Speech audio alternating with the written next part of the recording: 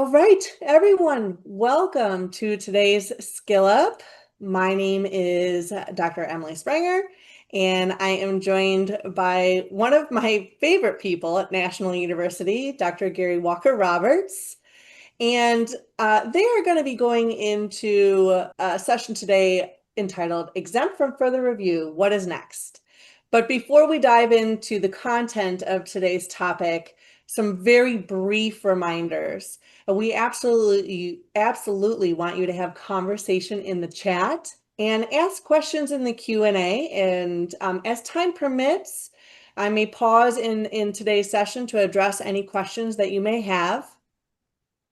Well, we do love questions about your research. Keep in mind that if you have a specific question about your own research, it is best to work with your committee or your chair, or if you have questions for the IRB, make sure we go to that office because I know we're going to touch on that topic today.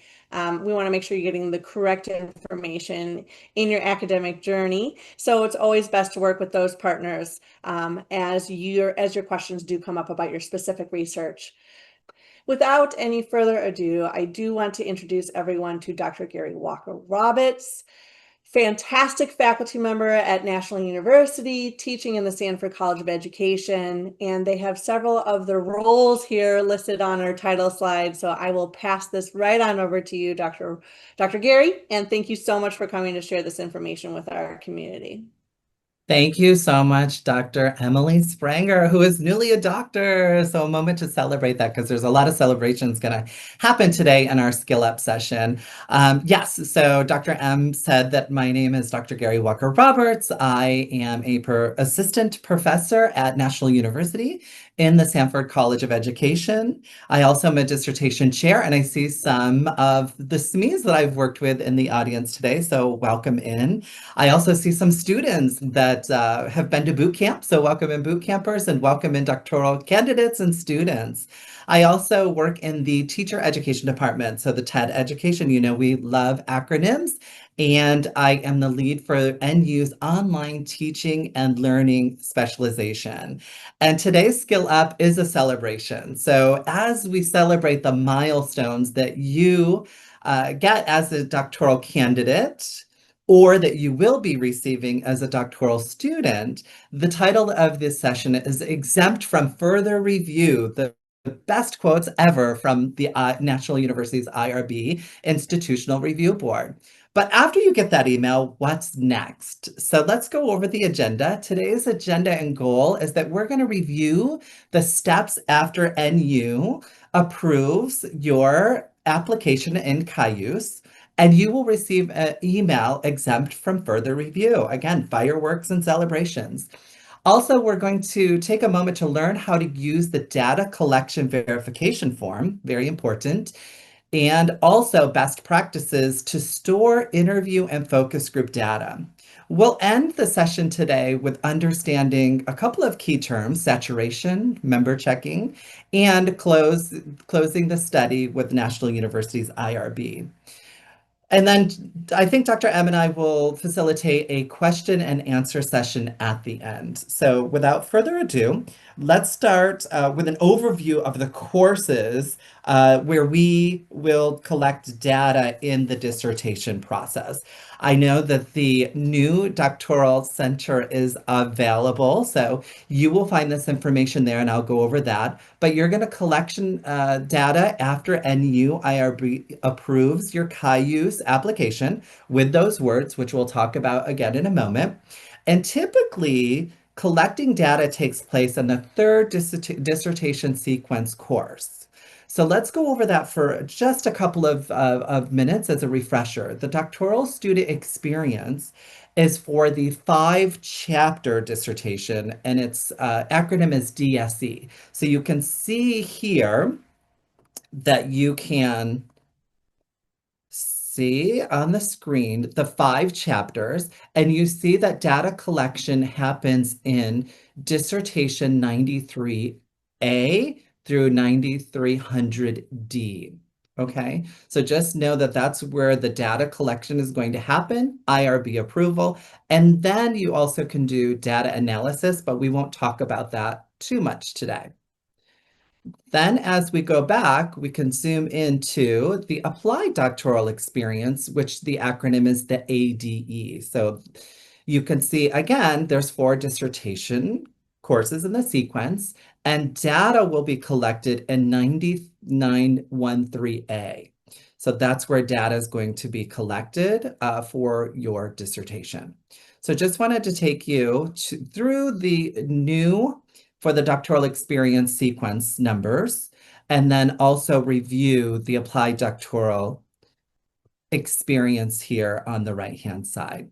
So now that you know that you'll be in either dissertation 9300A through D to collect data, or you'll be in dissertation 9913A through D to collect data, let's go ahead and review.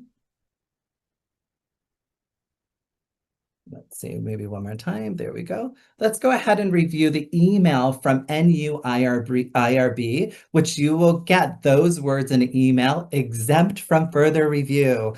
Let's throw some claps up there, some celebrations, because you worked really hard to get here through the Cayuse application. And now you will receive that email in your email. So a good practice or a best practice is make sure that you're checking your emails constantly. It will come on your National University email. And as you can see, let's zoom in a little bit here. You'll see that the email actually says exempt from further review. And if you want to go a little bit farther and zoom in, you'll see in the body that it says exempt from further review, and I've highlighted it here for you. So these are the words that you're looking for from National University's IRB in order to go out and start collecting your data. And then after you get this email, what happens next? So let's go back out here. You're going to take the next steps and start to enact your job after you get the exempt from further review. So you're going to properly note the approval in the dissertation. So in your dissertation draft, you're going to make acknowledgement that you were able to get IRB approval. You're going to transfer the IRB exempt from further review. Yay! I always say yay after I say those words as that celebration. So you'll transfer that email to NU letterhead. And I'll show you some examples in a moment. You're also going to upload the NU letterhead Word document with the IRB approval to the doctoral record. So make sure that you're uploading it in the folder on the doctoral record. You're also going to add the NU letterhead Word doc to the dissertation as an appendix. And last but not least, you want to make sure that you make note of the approval in the body of the dissertation. So in the actual body of the dissertation, you're going to make note that you achieved or received approval from NU IRB. It usually happens in Chapter 3 in the DSC or Section 2 in the ADA pathway. But to Dr. Emily's point, you want to be very collaborative and you want to follow your chair and your dissertation committee. So they'll help you distinguish exactly where you want to make that note. But it usually happens typically in Chapter 3 or Section 2. The next step is you're going to follow data collection steps exactly as National IRB approved. So you want to make sure that you or the researcher must follow the data collection steps that is approved by our IRB. That's very, very important because IRB has determined once you receive that email that you have minimal risk to your participants with maximum benefit for the data that you're collecting. After you get the email, then you want to inform the sites that you have been approved to recruit at that the recruitment will start. So just give them a FYI heads up and then go ahead and blast it out, whether you have an approved recruitment flyer or a approved email that you can send out to the participants. Again, you only want to use approved materials. So make sure that you're using the approved flyer or blast emails. Make sure that you're using the approved protocols, forms, and only the platforms that have been approved. Data collection tools and adhere to the time frames and places. So if you said that your interviews were going to last between 60 to 90 minutes, make sure that the average interview is lasting between 60 to 90 minutes. And also make sure one rule, good best practice or rule of thumb is snowball sampling. So I always find this to be true as you go out to collect data, that snowball sampling is a great technique to help other participants who have been involved in the study to recruit participants for you. But snowball sampling must be approved by the IRB. So research can be modified. So researchers can modify the NU IRB. I think I said researchers can be modified, but you cannot modify yourself. But the research itself, the process or one of those recruitment flyers, emails, etc., can be modified. There is a modification process that you can embark on if you need to. And you want to make sure that you have not closed your study. So I'll talk about closing your study a little bit later, but you want to keep it open until all of the data has been collected, saturation has been met, and you have member checked. I also want to put this out there. Collaborate with your chair as soon as possible if you think there is a reason that you need to modify your application to the IRB, and discuss the modification process, how you could best proceed. And some examples of that I would like to provide you with today is that we had a student, doctoral candidate who's a doctor now, but they wanted to do to recruit their participants by hanging a flyer on campus. Well, lo and behold, it was right after the semester and summer was starting. So they were like, oh no, there's no students on campus. They were recruiting students from campus. And so they had to make a modification to do a email campaign with a flyer to really reach out to students, and also what was it, the Facebook and social media campaign. So they had to create a flyer and get permission to put that on those two sites. So there was a modification. They went in and modified their application, and they were approved to switch their recruitment technique to really meet the needs of the student and the study at that time. So just know that there is an opportunity there. You also can meet with NU IRB experts during office hours, and I'll show you how to do that. Dr. Tribble is amazing. And we know that you are asynchronous students, but you are here today. So being synchronous, it can have its benefits and importance. So the university really knows that you are an ander and that you have other things that you are doing besides being a doctoral student, doctoral candidate. And we offer office hours where you can go in and meet with a live person and ask questions about the IRB process.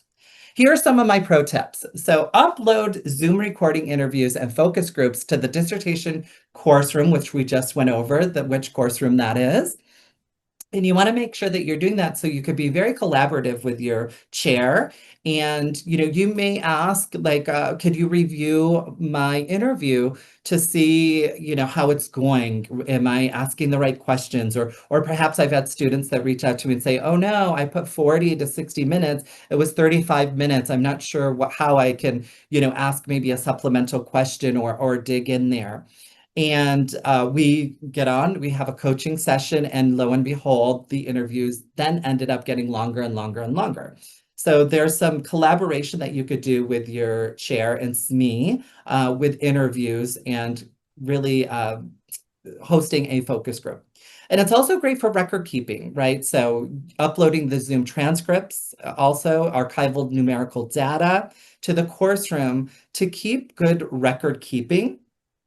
Because we've had students actually in the past where a computer or laptop has been stolen, so they lost their data, their data that was collected. And we also had a student whose laptop fell into the pool. They were at a pool party enjoying summer, trying to do some work, and the laptop fell into the pool, and nothing on their Zoom was able to be saved. So a best practice is to really upload your Zoom recording, interview recordings, and also your focus group recordings so that you have them as a record keeping sake.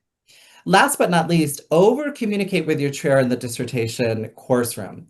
This is where you can give weekly updates, how things are going, what is your goal, how many you have interviewed, and or if the focus group has happened in the comment dialogue. Updates are utilized also through the data collection verification form. So the VF, which I'll show you where you could locate that. Dr. Gary, before Yes. you go on, if it's okay, I just wanted to point out, love your pro tips. Can you go back one slide? I'm so sorry. I wanted to point out because I know we're at the exempt from further review part, which is probably all of that's after you've done all of your IRB work. But just so our participants know, I will include some really neat resources to the IRB. And I love how Dr. Gary points out the snowball sampling. And I just wanted to just throw this out there as just a recent, fresh experience of mine. I did my research with qualitative, and I did use criterion sampling coupled with snowball sampling. It did end up, I was able to ask the question if the participant knew anyone else who was interested in potentially participating in the study to pass along my social media post, and that actually yielded 2 additional participants for my study. So for qualitative research, it was a really great tool to use. And so I'm glad you pointed that out. And then the IRB experts, I just wanted to echo, if you have some questions about where do I start? Because Dr. Gary and I know that there are many people on the call, probably in a range of process throughout your doctorate journey here. So depending on where you are, I do highly recommend taking a look at some of those IRB experts and just to kind of rest people's minds for modifications, because I know that can kind of feel overwhelming. I know I felt overwhelmed when I had to make a modification on my study. It really wasn't difficult. Communication with my chair, submitted to the IRB, and it was a reasonable modification. And just 2-3 days later, they said, yep, everything's approved, and it was exempt from further review. I was able to continue with my study. So I just kind of wanted to share a little personal anecdote there because I think it might be helpful for those on the call. That's it, Dr. Gary. Thanks for that. No questions at this time, but don't forget, if you have questions, feel free to put it in the chat. I love that, Dr. Emily. Thank you for really giving some live examples and experiences that you just had. So I think you make valid points, and snowball sampling. If you're on the call that you've already gotten approval, go forth with that approval, and fingers crossed you get all of the candidates that you need, the participants that you need in order to meet saturation. But if you're having a difficult time really getting those candidates participants, then you can make a modification, and maybe snowball sampling is the way to go, to Dr. Emily's point. So fantastic. So we'll keep moving along, and here are some of the properly recorded NU IRB approvals in the dissertation. Like we had just talked about, like you're going to take the email and you're going to turn it into a letter, and you can put it on NU letterhead. So that's on the left-hand side of your screen. So we'll zoom in and we'll move to the left-hand side, and you could see that this candidate, which was Dr. Jennifer. Dr. Jennifer added the IRB approval letter as Appendix D. So you see how Jennifer was very successful in just taking it, cutting and pasting it onto National University's letterhead so it looks nice and professional. On the right-hand side of the screen, you'll see how Dr. Jennifer put it into written context in the dissertation, in the body. So as you can see, she writes National University, NU. Love that she followed APA 7th edition abbreviation rules. And an Institutional Review Board, IRB, approved data collection on September 13th, 2024. So Appendix D, a couple of things that we want to cross-reference. Make sure the date is exactly the same. There's the date here, September 13th. Here's the date here, September 13th. And is it Appendix D? Oh, yes. Ooh, fresh of breath air, like relieved that it is Appendix D.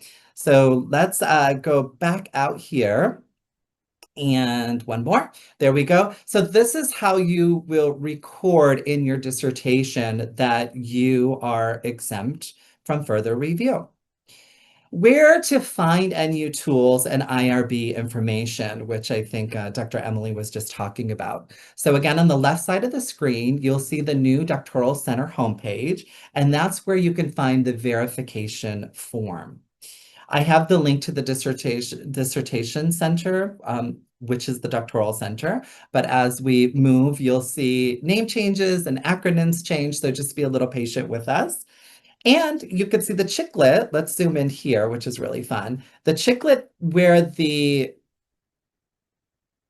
resources are found here in the IRB and data collection chiclet in the middle of the page, and you'll see the wonderful boxes to structure and support your journey. So that's where you'll click to find these resources that we'll be talking about.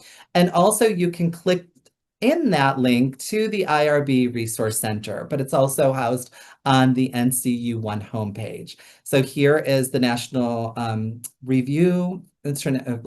Institutional Review Board, and here are all of the wonderful chiclets that you can go there.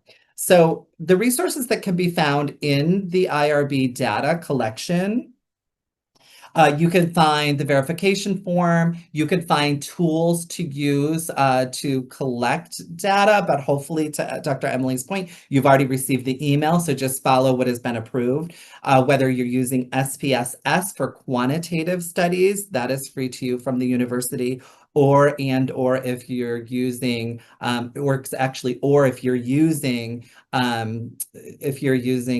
for qualitative, you're going to use, help me out. vivo. In vivo, thank you. In vivo will be there as well. And then as we go here, I'll show you, but you can reach out to IRB experts in the IRB Resource Center. All right, so that's where you'll find the resources for each of these centers. Next, let's zoom in and take a good look at record keeping.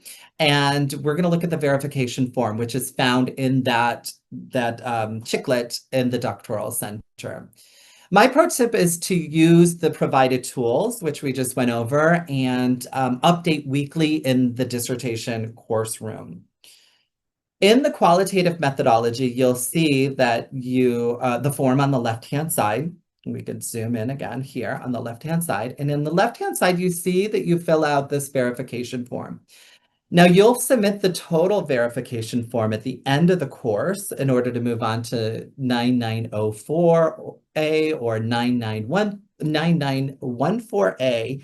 But this is the information you want to keep a tally of, the total amount of interviews that you've done, focus group, questionnaire, journals, etc. And just fill this out as you go along and update it weekly in the course room. Then you don't have to do a big dump at the end, data dump at the end of your course to get it approved by your chair. If you're in the quantitative pathway, or quantitative method, you're going to use this verification form, which asks you the name of the instrument that you're using and all of the subsequent questions about the study. So just go ahead and update this weekly in your course. All right, so those are the great tools that you could use that are provided for you in the Doctoral Center, Resource Center, and then also upload them weekly as you're giving your comments to your chair. So here's an example. So update in weekly in 9300A through D and 9913A through D. And the pro tip that I have here is upload recordings and transcripts to the Dropbox, right? So we just already talked about this, but this is an example of a weekly update. So here's how somebody, a student actually, Dr. Shania, yay. So Dr. Shania gave weekly updates in a Word form about what was going on with her recruitment process, with interviewing, with the focus group. I don't think she didn't have a focus group. Oh, but her journal, which was very important. And then I would just respond weekly, great job, thanks for keeping me informed. And then I would look at her data collection verification form. She has successfully moved on from 9913A into 9914A. And this is the verification form that will be approved, that I will approve and have already approved. So she had 8 participants. She did the interviews via Zoom. Her average was 60 minutes, 160 pages of transcripts. And then this is interesting, member checking, yes or no. For the first member checking with transcripts, she says yes, and we'll talk about this a little bit later. And then she says for trustworthiness, not yet for the second way of member checking. So now I know that she has not done member checking in the second way as of yet. Then she also kept a personal journal. So she collected one, obviously, personal journal, and she has about 20 pages reflecting on emotions, progress, and her bias. So this is a great way to keep a good tally of what's going on in that course room. Another great tool that's in the center is the verification directions and tips. So you can check off each item on the verification checklist as you go. So I'm not going to go through all of these. You will get this PowerPoint deck so you can zoom in as I'm doing, or you can find it in the doctoral center. And you'll see these checklists. But some things that I really want to point out to you are things that are underlined here. I think those are very important. So as you can see, the to advance to dissertation 9400 or 9914 course, you must have all data collected. So that means you must have met saturation to the best of your knowledge at that point. And I'll talk about that in a minute. Also, this form must be completed by you and signed by your chair. The chair can type their name on it, and that will be considered good enough for a signature. Or sometimes I just put approved in my comment box back to the student. So therefore, we don't have to print it out and really technically sign it. So that's another good best practice. But just make sure you're communicating with your chair. You know, is this approved, and am I ready to move on to the next dissertation course? And on the right-hand side, again, great opportunities to reach out to the IRB, to the Educational Services and Assessment Support Center. And then also, my biggest takeaway from this is use all of your resources. We are all here to help. We will jump in and we will make sure that we are giving you the best pathway for you to be successful to advance to the next course. Dr. Gary, Yes. 2 things. One, we're about halfway through, so I want to make sure I'm able to address a question that did come up in the chat. And then I know you have more to cover, but someone had asked a question about what goes in the journal. And I believe the context to this is an individual, a student that you were working with, was sharing some of their notes with you, just kind of as they were going through weekly. I know this is probably going to depend on the chair and the research project itself, but can you expand a little bit more on that? Yeah, and I do expand on this in Close Your Study, so Oh, okay. remind me We can there. pause. But no, don't pause it because I Okay. think it's great. But in the context of data collection, I know in the journal that the researcher can write, you know, some of the topics that come to mind now that I'm reflecting is A, B, and C that they heard in the interview. Right. And then after the next one, oh, it's interesting. I heard A and B, but not C.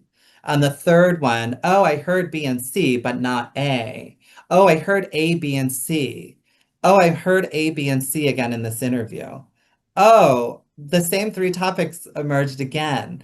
Then the reflection journal is helping you to start analyzing to know that you're almost at saturation or that you've reached saturation. And then the journal by page 20 can say something like, I'm not hearing no new information from this last, the 8th interview I just did.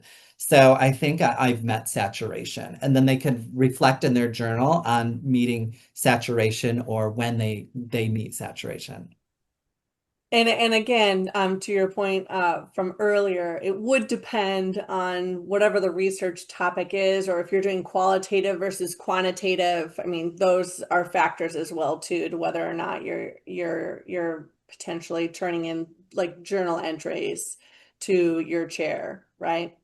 Yeah, you don't necessarily have to turn in the journal Yeah. entry. Like you're just keeping a journal. And for that quantitative student, I know that they have kept journals with like, oh, I'm close to, P power. I've received, 4 surveys. They're still receiving surveys numerically, so they can keep track of, exactly how many surveys they're getting. Because for the power, they have to, for their instrument, they have certain amount to collect as well. So I think that's a great point, Dr. Emily. So, and I'll talk about that because you don't want to close your study until you really have felt that saturation was met and you proved it in chapter 4 and in or section 3. So thank you for that question. And I think it's a great one. And if I may, I'll continue. Yes. Okay, so you want to schedule to meet with an NU IRB expert. So I will show you how to do that, and you will meet with the expert for 15 minutes. They have 15-minute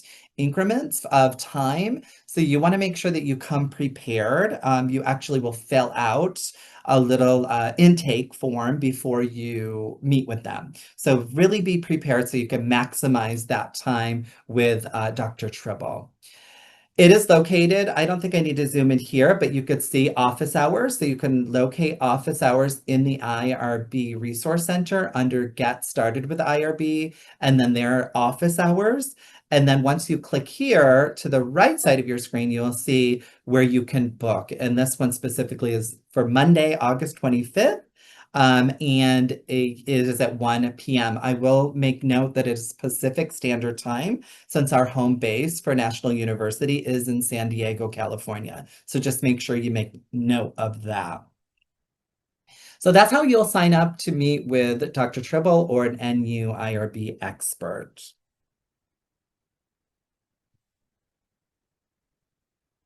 Thereafter, we'll go into saturation, member checking, and NU IRB study closure.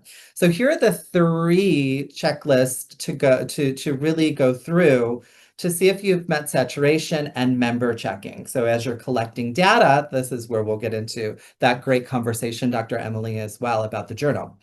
So saturation, what doctoral candidates usually do, they define saturation and they uphold it with the definition. They uphold their definition with a scholarly literature report or a scholarly literature article that will uphold that definition. I'm not giving you the peer-reviewed author. At this point, there's multiples out there, but a little secret, you can go to other published dissertations in the National University Library, and you could see how other candidates at the time wrote about it who are now doctors.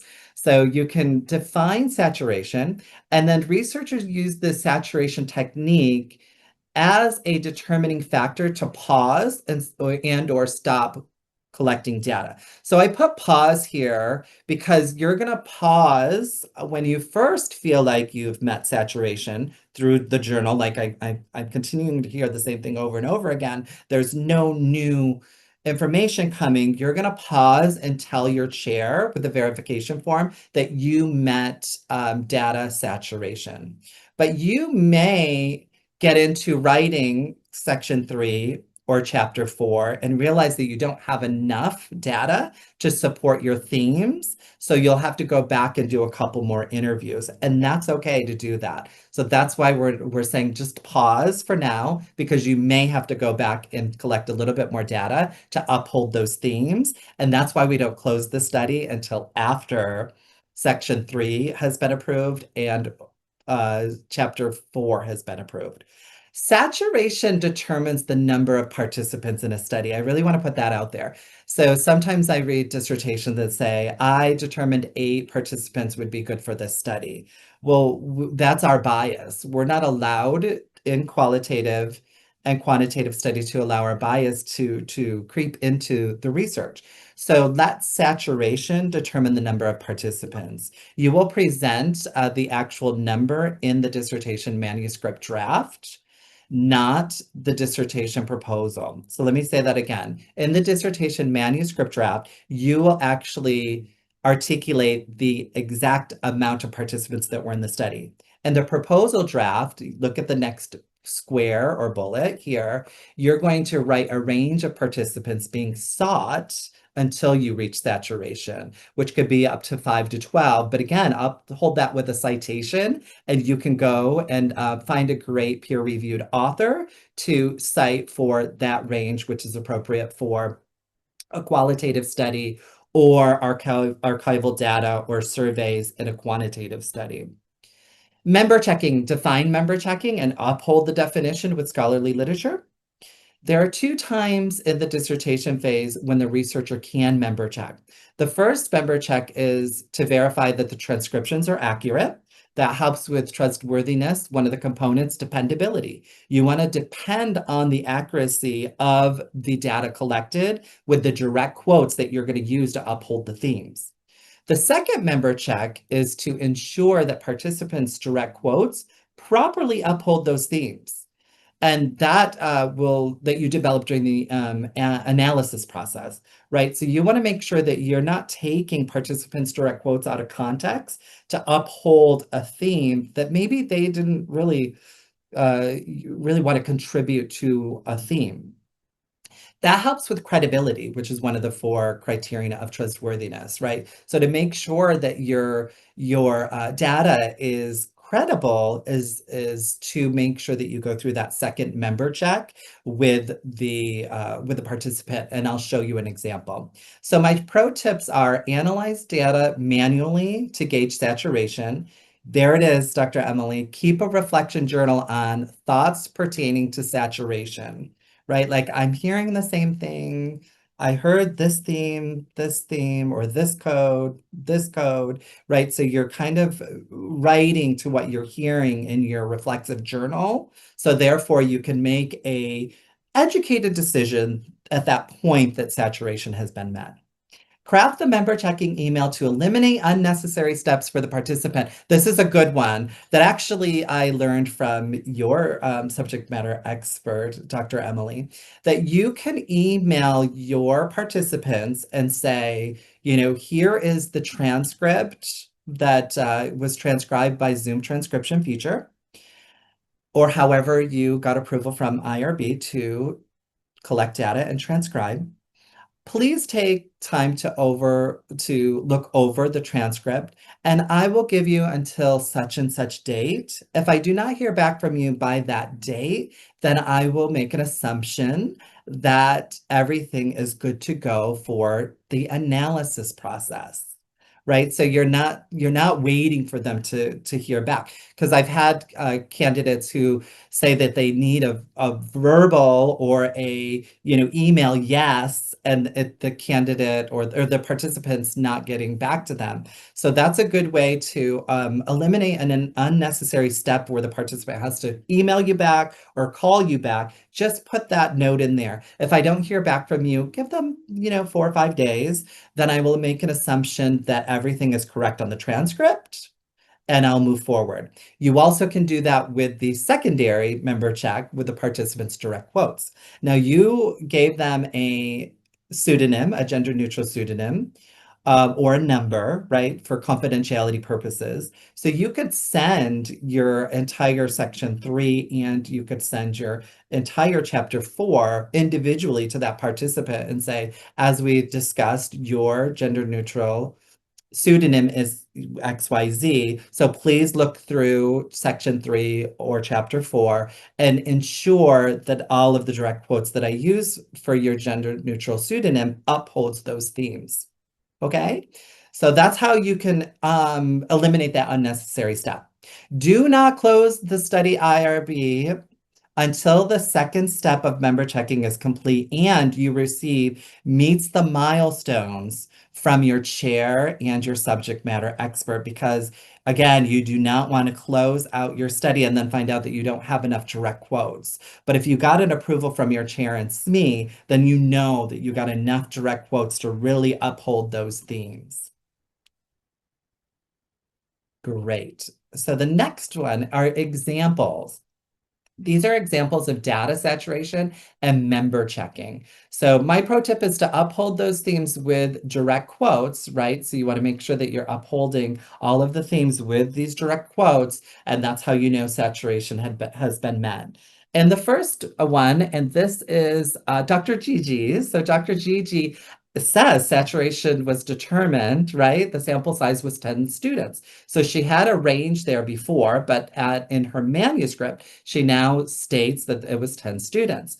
The students provided comprehensive data through narrative storytelling until saturation was reached. So saturation determined the 10 students. Dr. Gigi did not determine the 10 students. She determined when to stop because she met saturation. Additionally, on the right-hand side, member checking in action. So I engaged in member checking in two ways. You see the first way she did with transcripts, and she sent it to the parents because she interviewed children, and so they reviewed it with the children. And then secondarily, she sent the direct quotes that upheld the themes, and then she got the thumbs up that everything was great, and noted that on the verification form, and then she was able to proceed and got a meets the milestones for her chapter 4.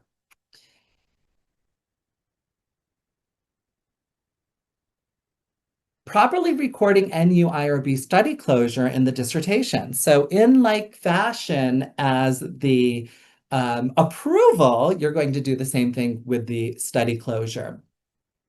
So on the left-hand side, you'll see, okay, there we have that Dr. Jennifer, again, Appendix F, here is the NU IRB closure letter. You will get this information in an email, so then transfer it over to the NU letterhead for your appendix. And then if we move over, you will see whether it's chapter 3, which for Dr. Jennifer, it was chapter 3, or if you're in the ADA section 2. After writing chapter 4, the study was closed with NU's IRB. The study was closed and certified on April 13th, 2025. Let's make sure April is the correct date. Yes, and Appendix F, yay, everything checks out. Wonderful. So that's how you'll record in your dissertation, in the appendix and also in the body. You also will upload this study closure letter into the doctoral record. So make sure you do that. As we wind down, I just want to say have fun collecting the data. It's one of the most important and fun parts of the interviewing and collecting data process, right? Like you get to really uncover the data. Follow where the data leads, right? So just make sure that you're not creating things in which you think from your bias what the data should say. Follow where the data leads. I also want a pro tip here, check out other scale up that I've done that would be great subsequent from collecting your data, right? So stay focused on the prize, graduation, focusing on chapter 4 and 5 or section 3 of the qualitative dissertation study. And then after those chapters and section meets the milestones, you move on to the oral defense. So I have a skills up that you could watch, which are the 3 Ps that prepare doctoral candidates for a successful oral defense. So you could watch those skill up. I love Dr. M's Skill Up series. I think these are great for students to use to really watch and pause and go back to the PowerPoint presentation.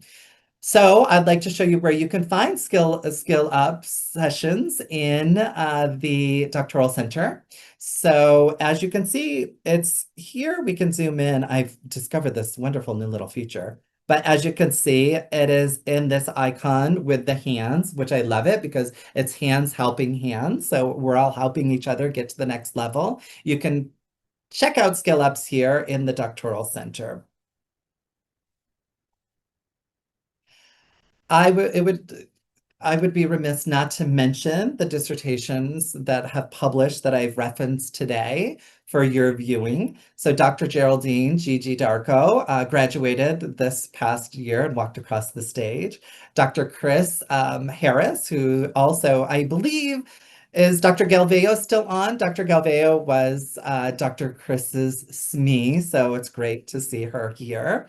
You could check out Dr. Chris's published dissertation in the library and ProQuest. And then Dr. Jennifer Bond, who just also recently graduated, who did a fantastic job with really data collection and articulating data collection in the dissertation process. Bravo, you've made it through the skill up. I've left about 10 minutes for some question answer session. I want to certainly thank Dr. Emily for hosting, always a great host when I come in to do skill up. And my last tip, though, before we get to the question and answer, is collaborate with your chair. Your chair, your dissertation, they lead the process. I am just one chair and one subject matter expert and one assistant professor. So these are my, context and views as students go through the doctoral phase. But also, just you can share this with your chairs and SMEs, your committees, and just, get their perspective and their best practices as well. So I'm going to hand it over to you, Dr. Emily, for the question and answer session. Thank you, everyone. Thanks so much, Dr. Gary. There's a couple of questions that did come up in the chat. Someone had asked about member checks. Since we have just a little bit of time, someone had said, are member checks required? And I'll just put my 2 cents and see if Dr. Gary has any other additional thoughts on that. My response was that member checking is something that is, for qualitative work, is a great way to verify dependability and trustworthiness. It's something that I did as well too, to kind of ensure accuracy of the transcripts, because as you can see when you see your scrolling subtitles at the very bottom of your Zoom, sometimes Zoom says something different from what the participant had actually said.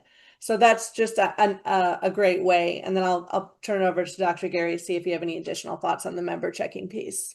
Yeah, no, you nailed it, Dr. Emily. And you learn about member checking and the 4 criterions of trustworthiness, which I go over in another skill up, but you learn about that in your qualitative research courses in those blocks. So whether it's advanced qualitative studies or qualitative methodology study in those classes, you go over member checking. But to your point, I mean, it's very important. I always go back, like I'll emphasize this again. Go in the library and look up published dissertations from the past and really see if you find one that doesn't have member checking, right? Like, because you're gonna meet and collaborate with your chair and come up with your process. And so your chair might say something like, "Oh, I don't see member checking." Well, then you can get on a Zoom with the chair and have that discussion. I have seen that both two-prong member checking doesn't always happen. So that could be a chair preference. But certainly I think that's to Dr. Emily's point, have that discussion with your chair. Okay, Dr. Gary, I don't see any other questions that have come up in the chat, but that being said, if something does bubble up, as you all know, I will be sending a follow-up email. So you'll have my email. Feel free to respond if you have any questions, or if you say, Emily, I would love to see this kind of skill up in the future. And it's possible we may already have it on file as well too. So check out the YouTube channel as well.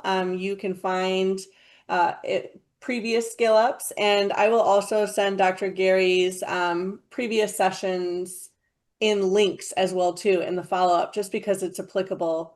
And then I'm sorry, Dr. Gail Veo has her hand raised, so I'm going to let you speak first, and then I'll close out. I'm sorry. I just wanted to point out that Dr. Somerville did write that the IRB did not allow one of her scholars to have a plan B. And she does recommend including snowballing in all applications. So I don't know if we covered that one up. Thank you so much, Dr. Galveo. And I just absolutely couldn't recommend that more. It was so great being able to talk to 8 of my participants, and then they were like, hey, I might have another colleague so and so who fits this criteria, and they would send my criteria over to a potential participant, and if that person wanted to participate, then they would reach out to me. It's a win-win in my opinion. um Be- it- Dr. Emily, before you close out, I did yeah. have someone private. Um, they're asking where to find the National University letterhead. I think that's a great question. Maybe we could link that in the email as well. Yes, thank you so much for bringing that up. I will do that. And as always, Dr. Gary, just thank you so much for coming and spending the time to put together these resources for the Skill Up series. Until the next time, I hope everyone has a great rest of their day. And Dr. Gary, thank you again so much for your time, and to all of our attendees. Good luck on your Thank research you. endeavors. Have a great day. Bye, everyone. Bye.